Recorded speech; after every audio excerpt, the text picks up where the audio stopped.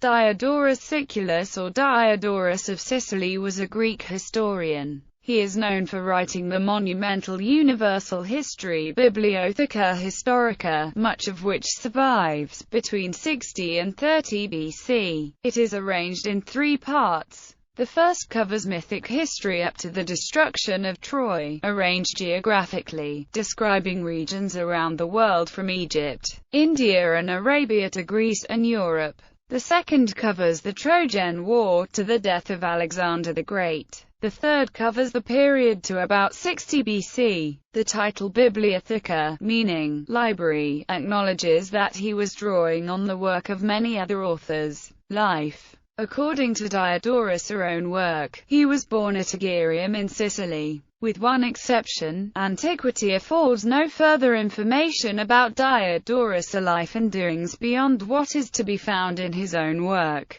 Only Jerome, in his Chronicon under the year of Abraham 1968, writes, Diodorus of Sicily, a writer of Greek history, became illustrious. However, his English translator, Charles Henry Oldfather, remarks on the striking coincidence that one of only 2 known Greek inscriptions from Egerium is the tombstone of one Diodorus, the son of Apollonius. Work. Diodorus' A Universal History, which he named Bibliotheca Historica, was immense and consisted of 40 books, of which 1 to 5 and 11 to 20 survive. Fragments of the lost books are preserved in Photius and the excerpts of Constantine Porphyrogenitus. It was divided into 3 sections. The first 6 books treated the mythic history of the non-Hellenic and Hellenic tribes to the destruction of Troy, and geographical in theme, and described the history and culture of ancient Egypt, of Mesopotamia, India, Scythia, and Arabia, of North Africa, and of Greece and Europe.